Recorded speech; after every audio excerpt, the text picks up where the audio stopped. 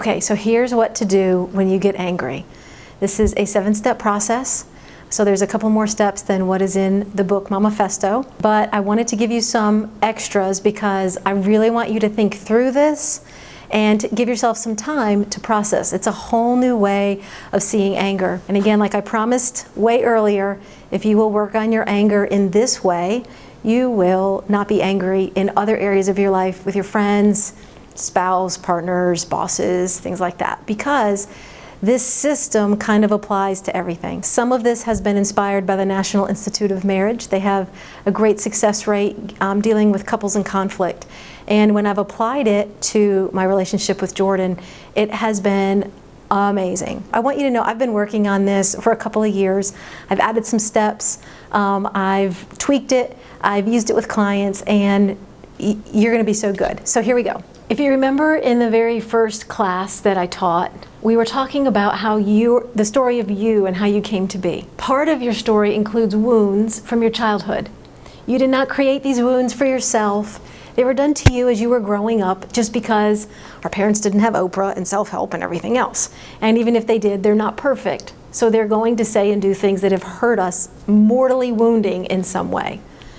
It's these wounds that are kind of entry points where we hear, I'm not good enough, nobody loves me, and a lot of other negative self-talk. This is all negative self-talk that when somebody makes us angry or hurt, we end up here. I want to read to you, what I have is 14 reasons why we're angry, and I want you to know, I just want you to hear these. Sometimes when we just hear them, it's different than reading. So, 14 real reasons why you may be pissed off, angry. You're hurt emotionally. You're afraid. You didn't address something. Something triggered a childhood response. You're frustrated. Something was unresolved and came back around. You feel ignored. Again. You don't feel respected. You don't feel valued. You feel ashamed. You feel guilty. You feel powerless, alone, or misunderstood. And when you hear this list, this is often things that a child might feel. Listen to it again as if a child were feeling these things. Misunderstood, alone, powerless, guilty, ashamed, not valued, disrespected. So you see how our kids can make us feel that way, but they're digging into places in us that are already open wounds from our childhood that are open and raw. So what we have to do, because we are the only people in the room with fully developed brains, in theory, is we have to manage our anger. So the first thing we're going to do when we feel angry, sorry, I had to drop the book, is we're going to step away. And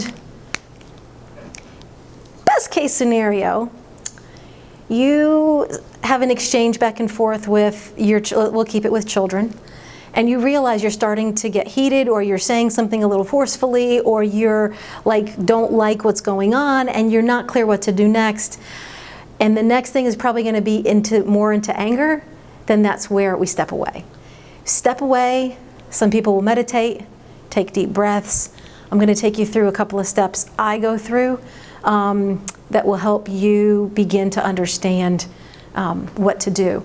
But the bottom line is you have to pull away from the situation. If you stay, then your wounds and your responses because of that cause their wounds. And that's where we have to stop it.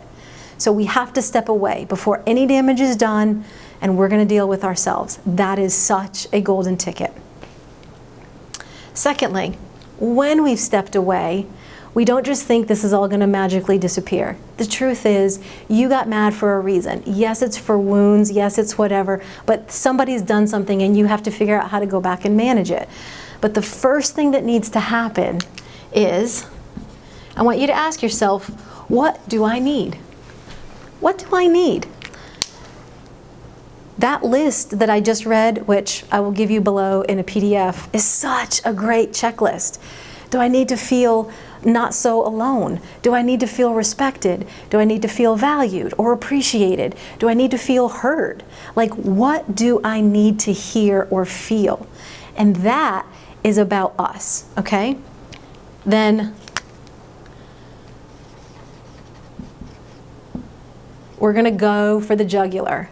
So my earliest childhood memory where I didn't feel loved, valued, heard, understood is when, right?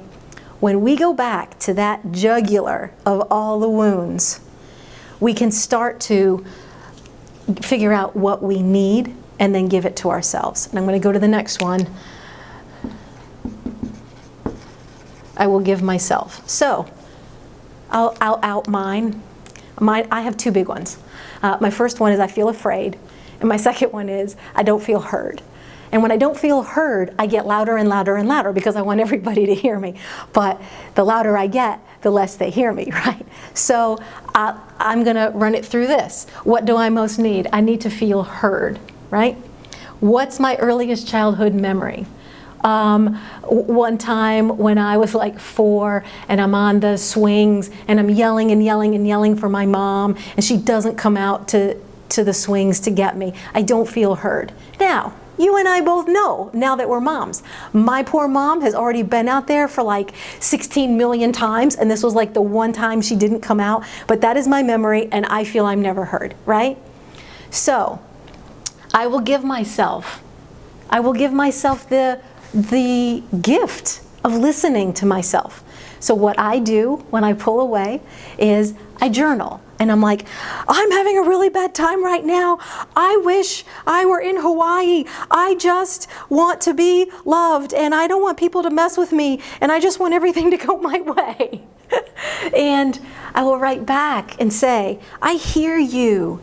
I get that you want Hawaii right now. And I'm sorry people aren't listening to you right now. You are okay. You are here. You are valuable. I've got you. And in some crazy way, that's incredibly, incredibly healing. I can give to myself now what I didn't get back then. Here's a disclaimer. I don't know what wounds you carry from your childhood. And we all have something that's been really hard for us to get through.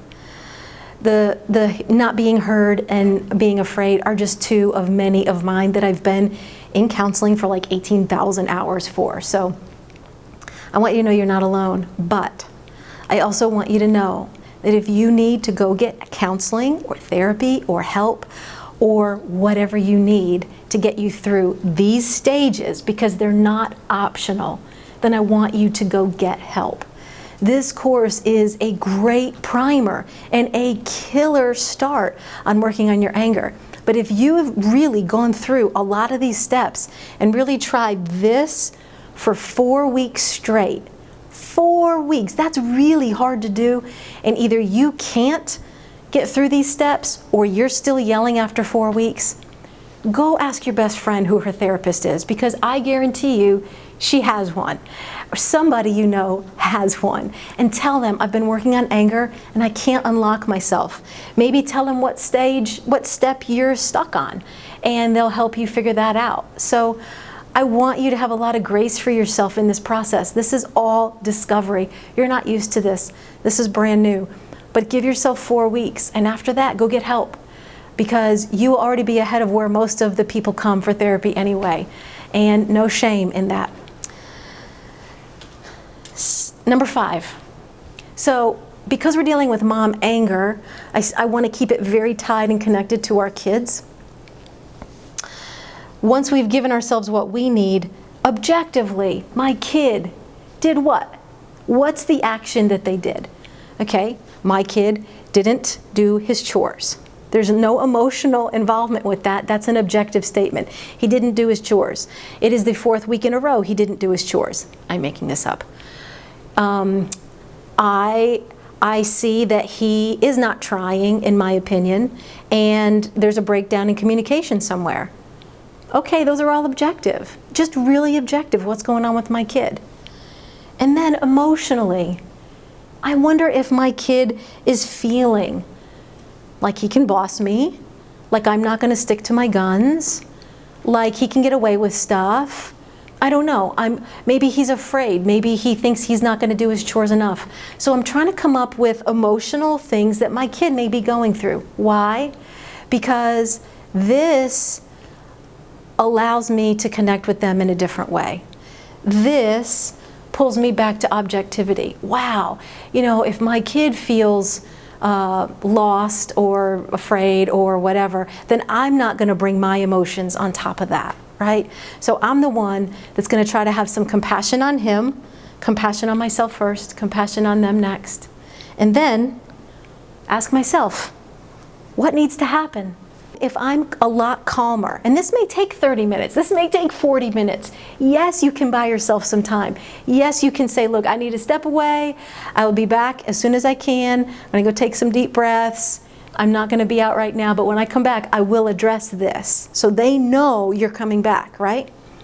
You do all these things. You step away. What do I need right now? What's the thing? And, what do I need? Do I need to feel heard? Do I need to feel loved? Do I need to feel whatever? What's my earliest childhood memory where that's happened? So often, again, it's not about this current situation. It may be triggered because of our wounds from back then. When we go for that, we can start to heal it. And when we start to heal that, things won't come up so much. I will give it to myself. Often the thing, I know that a lot of angry moms, me chief of all, what I most need is self-compassion. Hey, Vicki, it's okay. It's okay. You're doing your best today. You've got this. I know it doesn't feel like you've got this. You're doing all right. Hang in there. Objectively, what does my kid need? What just happened out there? Well, they backtalked me. Okay, why? Because I told them to go do something. They didn't like that. Well, why didn't they like that? Well, they never do. Why? Because it's their favorite toy. Okay. Emotionally, what's my kid feeling? Frustrated. He doesn't like me taking his toy. He doesn't like cleaning up. He just loves to play all the time. So what needs to happen out there? Maybe it needs to be a reset. Maybe I need to figure out what stage he's in so that we can set up something for the future. Hey, I expect this from here on, and then here's your consequences. Maybe I just go out there and say, hey, this often happens when I ask you to do this. What's going on? And just listen. What's so powerful to me is when we clear our own stuff, this becomes almost magical, because then we enter into our kids' hearts and their minds and their souls, and we start to hear things differently. When we hear things differently, we start to move in our power instead of our anger. And powerful moms, in my opinion, because we don't like to use the word power, we're like, oh my gosh, people with power blow everything up. But I feel like when we're not heard and we're not loved and we have all these wounds that need tending to, then we blow stuff up. People in true power know how to wield it and use it for the most awesome good of all involved. And that, in 4 weeks, with this list, is going to be you.